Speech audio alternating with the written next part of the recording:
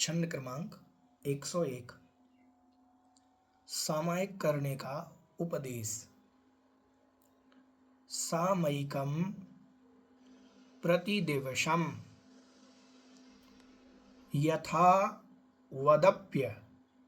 यथावदप्य नलसेन चेतव्यम।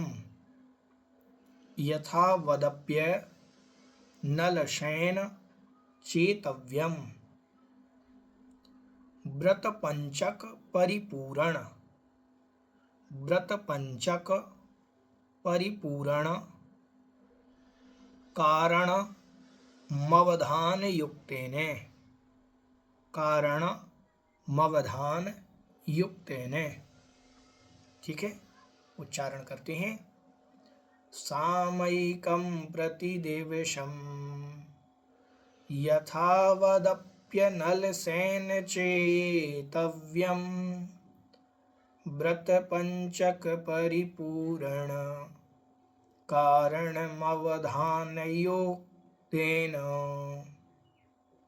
सामयिकं प्रतिदिवसं यथावदप्यनलसेन चेतव्यं।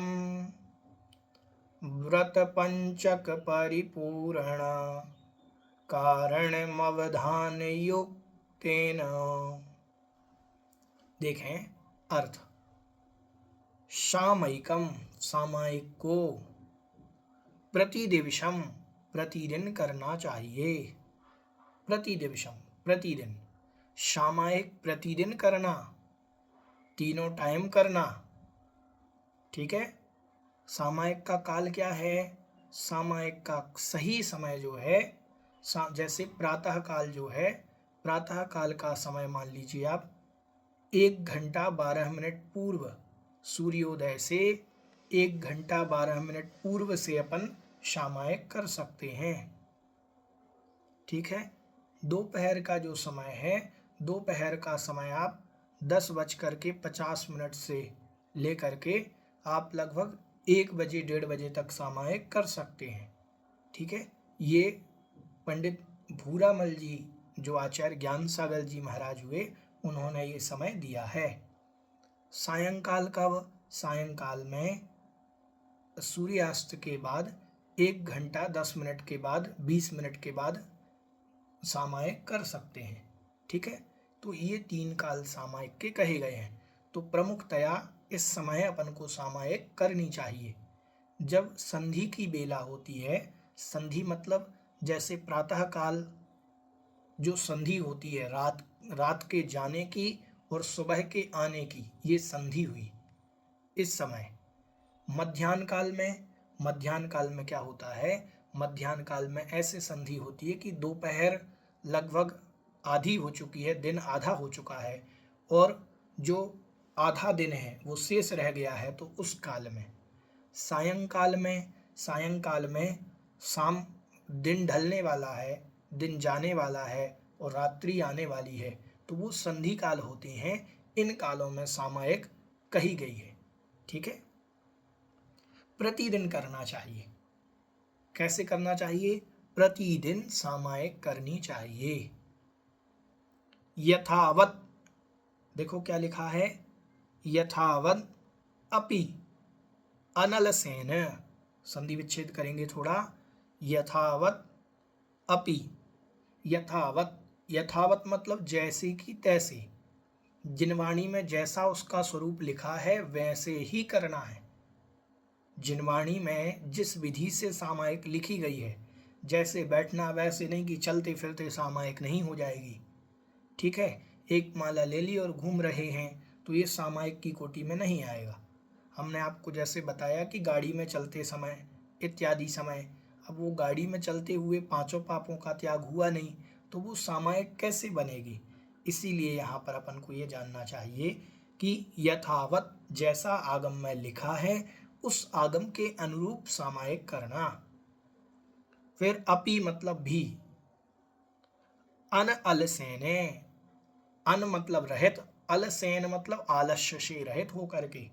ऐसा नहीं है कि सामयिक करने बैठे, दोपहर में सामयिक करी तो नींद आ रही है, नहीं, आलस्य को त्याग करके बड़े उत्साह के साथ सामायिक करनी चाहिए। चेतव्यम, ऐसी उस सामायिक को बढ़ाना चाहिए। आलस्य से रहित होकर के उस सामायिक में वृद्धि करनी चाहिए। क्यों ये सामायिक क्या करती है? तो कहा व्रत पंचक परिपूर्ण कारणम। व्रत मतलब व्रत, पंचक मतलब पांच, पांच व्रत। पांच व्रत कौन है? अणुव्रत, ठीक है। अणुव्रत अहिंसाणु, सत्याणु, अचौर्याणु, ब्रह्मचर्याणु, परिग्रह, परिमाणाणु, ठीक है। ये पांच व्रतों के परिपूर्ण, परिपूर्ण मतलब पूर्णता में, ठीक है, कारणम कारण है। पांचों व्रतों की पूर्णता कब होती है? जब सामायिक करते हैं, तो सामायिक पांचों व्रतों की पूर्णता है। देखिए बार बार यही शब्द क्यों आ रहे हैं? ये आ रहे हैं कि मात्र अणुव्रत से कुछ नहीं होगा, अणुव्रत के साथ गुणव्रत और शिक्षाव्रत जरूरी हैं, क्योंकि इन्होंने लिख दिया व्रत पंचक परिपूर्ण कारणम। पांचों व्रत के पूर्ण करने में कारण जो है वह सामायिक है। तो हमने आप लोगों को पहले भी कहा कि मात्र यहाँ पर जो वर्णन लोग करने लगे हैं कि अणुव्रत धारण कर लो, अणुव्रत धारण कर लो, नहीं, अणुव्रत अकेले नहीं होते, अणुव्रत के साथ वहाँ पर 3 गुणव्रत और 4 शिक्षाव्रत भी होते हैं। समझ में आया कि नहीं आया? तो यहाँ पर क्यों लिखा व्रत पंचक परिपूर्ण कारणम?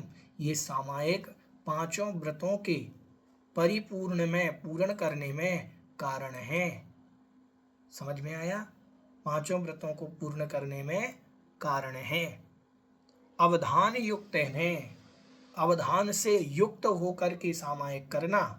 अवधान मतलब होता है मन की एकाग्रता, मन की एकाग्रता को कहते हैं अवधान, और मन की एकाग्रता से युक्त होकर के सामायिक करनी चाहिए। समझ में आ गया स्पष्ट? एक बार और पूरा अर्थ देखें कि सामायिक प्रतिदिन करना है। पहली चीज तो प्रतिदिन, ऐसा नहीं कि कभी सामायिक चूक जाए, नहीं, प्रतिदिन व्रती सामायिक करता है। यथावत, जैसा आगम में उसका स्वरूप लिखा है वैसे सामायिक करता है। अपि मतलब और भी, अनल, अनलसेन, अनअलसेन, आलस्य से रहित होकर के सामायिक करना। चेतव्यम, और वृद्धि करना सामायिक की। व्रत पंचक परिपूर्ण, पांचों व्रतों के, 5 अणुव्रत अभी लिए हैं, उन पांचों अणुव्रतों के परिपूर्णम कारणम, उनको परिपूर्ण करने में कारण है, ठीक है। और अवधान युक्त है, मतलब मन की एकाग्रता से युक्त होकर के सामायिक करनी चाहिए। समझ में आ गया? ठीक है। तो बार बार ये शब्द क्यों आ रहे हैं? जैसे अन्यत्र भी अपन ने जाना कि व्रतों में कारण है, व्रतों की पूर्णता का कारण है ये गुणव्रत और शिक्षाव्रत, ठीक है। तो मात्र अणुव्रत से कुछ नहीं होगा, अणुव्रत के साथ गुणव्रत और शिक्षाव्रत लिए जाएंगे, तब ही अणुव्रत की पूर्णता मानी गई है, ठीक है। ऐसा जानना चाहिए।